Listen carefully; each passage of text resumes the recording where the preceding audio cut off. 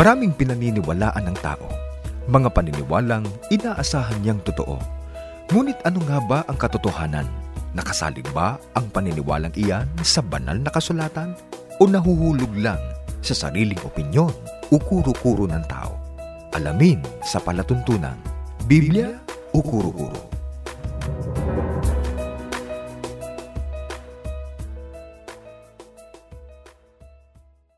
Isa pong masayang pagbati ang aming pinapaabot sa lahat po ng laging sumusubaybay sa ating palatuntunan, Biblia o kuro-kuro. Sana po ay muli nyo kaming samahan sa may kalahating oras na pagtalakay. Ako po kapatid na Orly de Guzman, muli po nating mga kasamang kapatid na Christian Cruz. Salamat po kapatid na Orly. Mga kaibigan, welcome po sa programang ito.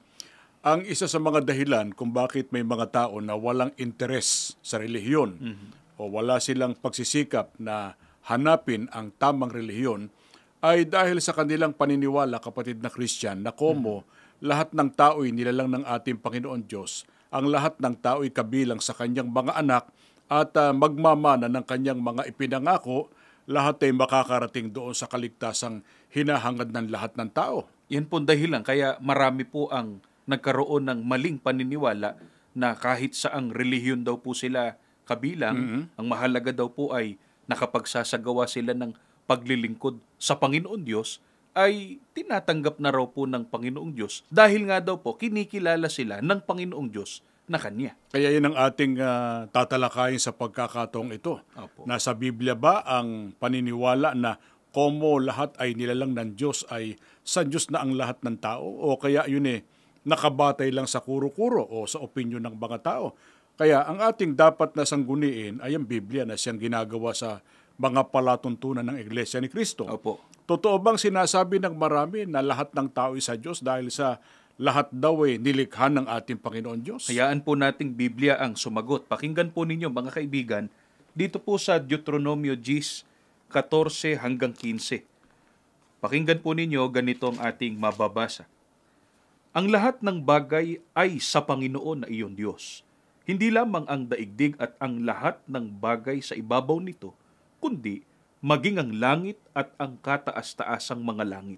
Gayon may inibig ng Panginoon ang iyong mga ninuno at ninais niya sila na maging Kanya.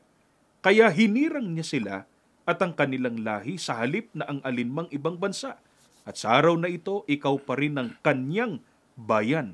Maliwanag po sa binasa nating talata na ang lahat po ng bagay ay sa ating Panginoong Diyos. Hindi lamang po ang daigdig at ang lahat ng bagay na narito, kundi ayon pa po sa ating binasa, maging ang langit at ang kataas-taasang langit. Subalit meron tayong gustong ipapansin diyan sa mga talata na binasa natin At sapagkat dito ay mapatutunayan na mali yung kuro-kuro ng marami na lahat ng tao ay sa ating Panginoon Diyos. Ano yung sinasabi diyan sa ating binasa? Nais po nating ipapansin sa ating mga taga-subaybay yung binabanggit po na may sinasabi pong inibig o minahal ng Panginoon Diyos at ninais niyang maging Kanya. Sino ba yung binabanggit niya na inibig ng Diyos o minahal niya at ninais ng Diyos na maging Kanya o mapabilang sa mga tao na pinaglalaanan niya ng Kanyang mga biyaya at mga pangako? Niliwanag din po sa Biblia, sila ang mga hinirang ng Panginoong Diyos para maging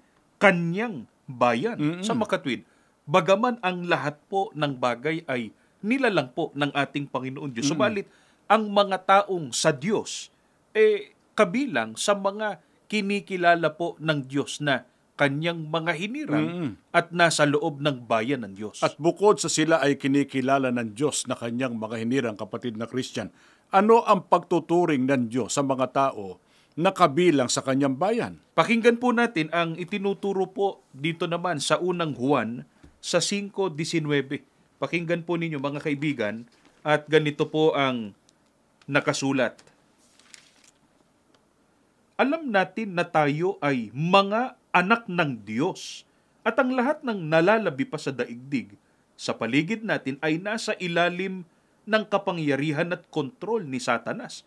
Ang pagtuturing po ng Panginoong Diyos sa Kanyang mga hinirang o sa mga taong nasa loob ng bayan ng Diyos ay mga anak ng Diyos. Paano yung mga hindi kabilang sa bayan ng Diyos? Anong sinasabi sa kanila ng Biblia? Ayon po sa ating binasa, sila ay nasa ilalim ng kapangyarihan at kontrol ni Satanas. At yan ay hindi natin inimbentong aral. Maaring iba po ang dating sa inyo sapagkat baka iba sa dati nilang paniniwala. Opo. Kasi nga ang dating paniniwala ng marami o ang paniniwala ng marami, lahat ay sa Diyos eh. Opo. Pero sa binasa natin, may mga tao, pagka hindi hinirang ng Diyos, nasa ilalim ng kontrol ni Satanas. Eh di hindi po sa Panginoon Diyos yun.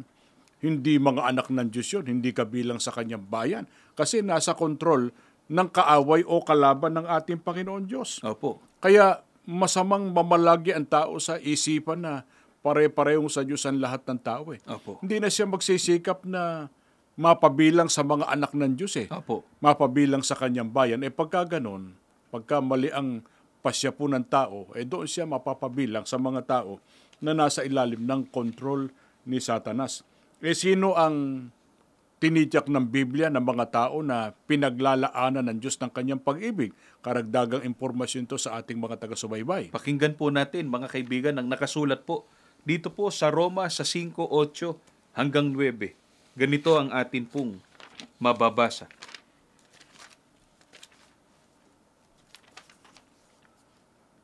Subalit ipinakikita ng Diyos at maliwanag na pinatutunayan ang kanyang sariling pag-ibig sa atin sa pamamagitan ng katotohanan na samantalang tayo ay mga makasalanan pa, si Kristo ang Mesiyas, siyang pinahiran, ay namatay para sa atin.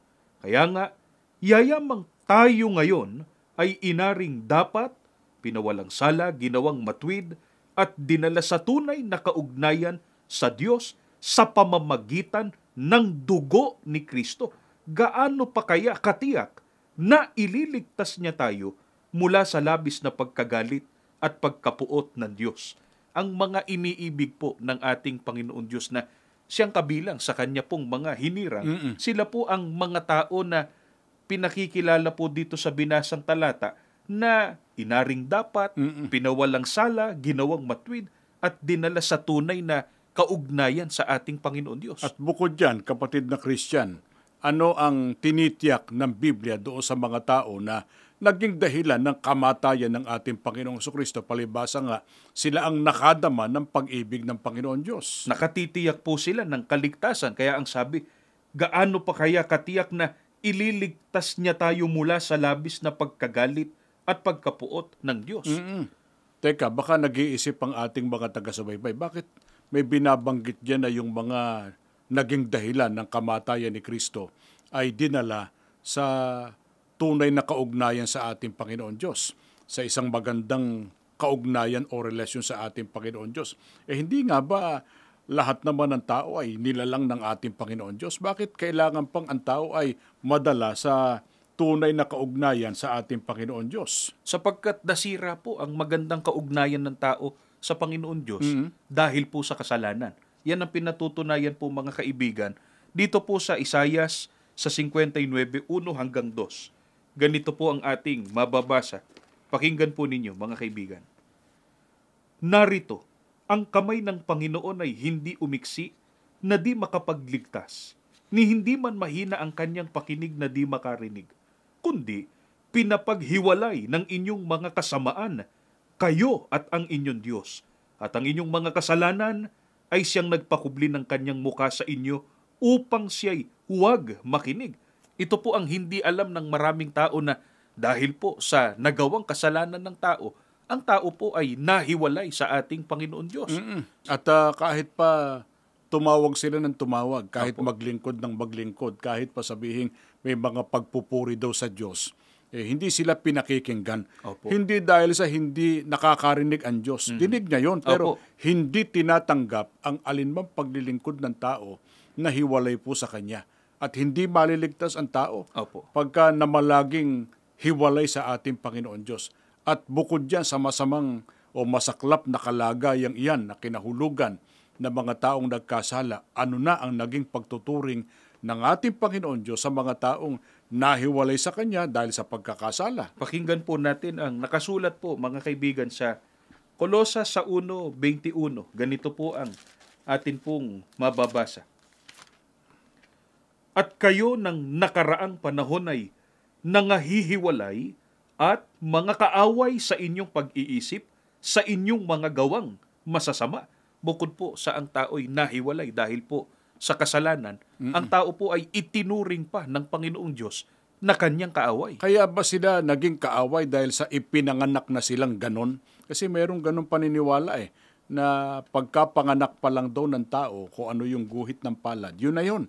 Ha? Kaya meron silang sinasabing kasalanang namamana, nakamana ng kasalanan, kaya ipinanganak na hiwalay sa Diyos. Pero diyan sa ating binasa, bakit may mga taong nahiwalay at naging kaaway ng Panginoon Diyos? Niliwanag din po sa binasang talata na ang sabi, kayo mga naging kaaway sa inyong pag-iisip, sa inyong mga gawang masasama. Kaya dahil po sa ginawa ng tao na masama, nagkasala siya, kaya po siya naging kaaway ng Diyos. Hindi dahil sa yung magulang o yung ninuno ang kaaway, kaya ipinanganak siyang kaaway na agad. Hindi ganon. Kundi nang lumabag ang tao sa utos po ng Diyos, nagkasala siya, nahiwalay, at naging kaaway siya ng Panginoon Diyos. Maliligtas ba, kapatid na Christian, pagka namalagi ang tao na hiwalay at kaaway ng ating Panginoon Diyos? Hindi po. Ang katunayan, mga kaibigan, pakinggan po ninyo, dito po sa Ebreo, sa Gis 27, ganito po ang atin pong maliwanag na mababasa. Kundi isang kakilakilabot na paghihintay sa paghukom at isang kabangisan ng apoy na lalamon sa mga kaaway. Natitiyak po nating hindi maliligtas ang mga itinuturing ng Panginoong Diyos na kanyang mga kaaway sapagkat ang mga kaaway ayon po sa binasa natin ay lalamunin ng apoy sa araw po ng paghuhukom. Pero ito tanong, wala na bang pag-asa ang tao na makaalis sa ganyang masamang sitwasyon? Baka may nag-iisip na ang tao'y ginawang mahina nagkakasala. Pagka nagkasala, mahuhulog sa pagiging kaaway ng ating Panginoon Diyos at nakatalagang ibulit sa dagat-dagatang apoy. Wala na bang ibinibigay na tsansa ang ating Panginoon Diyos? Paano mangyayaring ang Diyos ay pag-ibig? Kung ang taong nagkasali, dire-diretso pala sa walang hanggang kapahamakan pagdating ng araw ng paghuhukom. May tsansa pa rin po kung nasusundan po ng ating mga taga-subaybay yung ating pagtalakay. Kanina po binanggit sa Roma 5:8 hanggang 9 na kailangan ang tao ay mapawalang sala, magkaroon ng madalas sa tunay na kaugnayan sa Panginoon Diyos at matatanggap po ng tao yun kung siya po ay makakabilang sa mga tinubos ng mahalagang dugo ni Kristo. Sasampalataya lang ba sa Panginoong Hesukristo ay nasakop na ng kanyang pagtubos o kaya ay ipapahayag lang, kikilalanin niya lang na mahalaga ang dugo ni Kristo, ay nasakop na siya ng pagtubos, napatawad sa kasalanan, napawalang sala at magtatamo na ng kaligtasan? Hindi po sapat yun. Kailangan po ay makabilang siya sa iglesyang tinubos ng dugo ni Kristo. Kung alin po yon, mga kaibigan, pakinggan po ninyo sa Gawa sa 20:28. Ingatan ninyo kung gayon ang inyong sarili at ang buong kawan, narito hinirang kayo ng Espiritu Santo na mga katiwala upang pakanin ang iglesia ni Kristo na binili niya ng kanyang dugo. Ang tinubos po ng dugo ni Kristo ay ang iglesia ni Kristo. Sa makatwid, para po ang tao ay tanggapin niya yun pong mga biyayang dulot ng katubusan, kailangan niya makabilang sa loob ng iglesia ni Kristo. Sapagkat ang iglesia ni Kristo po ay sa Biblia, tinubos o binili ng dugo ng ating Panginoong Hesukristo. Ito kayo ng tanong, nasolusyonan ba ng katubusan yung naging mabigat na problema ng tao nang siya magkasala? Nahiwalay, naging kaaway, nawala sa pagiging anak ng Diyos at sinintensyahan pa ng walang hanggang kaparusahan? Opo, nasolusyonan po. Balikan po natin ito pong nakasulat sa Roma 5:8 hanggang 9. Pakinggan po ninyo mga kaibigan at ganito po ang mababasa. Subalit ipinakikita ng Diyos at maliwanag na pinatutunayan ng kanyang sariling pag-ibig sa atin sa pamamagitan ng katotohanan na samantalang tayo ay mga makasalanan pa, si Kristo ang Mesyas, siyang pinahiran, ay namatay para sa atin. Kaya nga yayamang tayo ngayon ay inaring dapat, pinawalang sala, ginawang matuwid, at dinala sa tunay na kaugnayan sa Diyos sa pamamagitan ng dugo ni Kristo. Gaano pa kaya katiyak na ililigtas niya tayo mula sa labis na pagkagalit at pagkapuot ng Diyos? Talagang nasolusyonan po, kapatid na Orly, ang naging suliranin po ng tao, bunga po ng nagawa niyang kasalanan. Dahil nga po sa kasalanan, ang tao'y nahiwalay at naging kaaway po ng Panginoong Diyos. At hinatulan ng walang hanggang kaparusahan sa dagat-dagatang apoy. Opo, pero kapag ka ang tao po ay natubos ng dugo ni Kristo, ang sabi po, siya ay inaring dapat na pinawalang sala at ginawang matuwid at dinala sa tunay na kaugnayan sa Diyos. Nasolusyonan yung maraming problema. Opo. 'Di ba? Kasi ang tao nga ay nahulog nga sa isang miserableng kalagayan, bunga ng kasalanan. Pero lahat ng ini nasolusyonan mula Opo. nang ang tao ay masakop ng pagtubos ng dugo ng ating Panginoong Jesucristo. Yung sinasabing ang kaaway ay ibubulid sa walang hanggang kaparusahan, lalamunin ng apoy pagdating ng araw ng paghuhukom. Yung ba ay nasolusyonan din nang ang tao ay matubos ng dugo ng Panginoong Jesucristo? Opo, ayon po sa binasa natin, gaano pa kaya katiyak na ililigtas niya tayo mula sa labis na pagkagalit at pagkapuot ng Diyos. Kaya pagdating po ng araw ng paghuhukom, ang mga natubos, mga nakinabang sa dugo ni Kristo, Iglesia ni Kristo. opo, ay nakatitiyak po na maliligtas. Kaya ang bayan ng Diyos sa panahong Kristiyano na nakadama po ng malaking pag-ibig ng ating Panginoon Diyos Opo. ay ang Iglesia ni Kristo. Hindi po namin ito kuro-kuro, ito po ay pinatutunayan ng Biblia na binasa po natin kanina. Gaano kahalaga, karagdagang kaalaman pa rin, gaano kahalaga, kapatid na Christian, na tayo ay kilalanin ng Diyos na kabilang sa kanyang bayan, bayang kanyang hinirang. Pakinggan po natin, mga kaibigan, ang nakasulat po dito po sa Roma 9 sa 4. Ganito po ang atin pong mababasa. Sila ay bayan ng Diyos.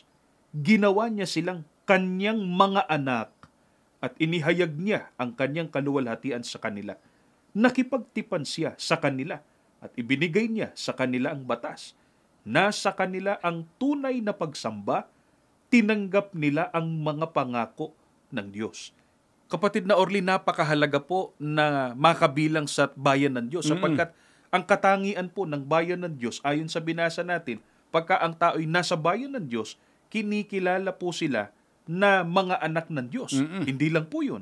Ang sabi pa, nakipagtipan ang Diyos sa kanila, ibinigay sa kanila ang batas, nasa kanila ang tunay na pagsamba, at tinanggap nila ang mga pangako ng Diyos. Kaya nga ang tao ay umaanib sa relihiyon Opo. Gustong makapaglingkod sa Diyos, Opo. makasamba sa Diyos. Pero ang tunay pong pagsamba, magagawa po ng tao sa loob ng bayan ng Diyos. Opo. Hindi po sa kahit anong relihiyon.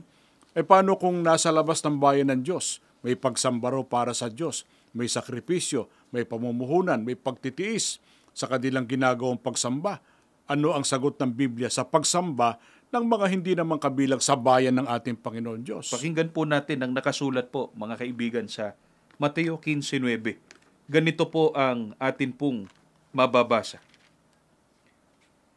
Ang pagsamba na iniaalay nila sa akin ay walang kabuluhan, sapagkat ang itinuturo nila bilang katotohanan ay ginawang mga tuntuning itinakda lamang ng mga tao sa halip na ang mga batas na ibinigay ko sa kanila.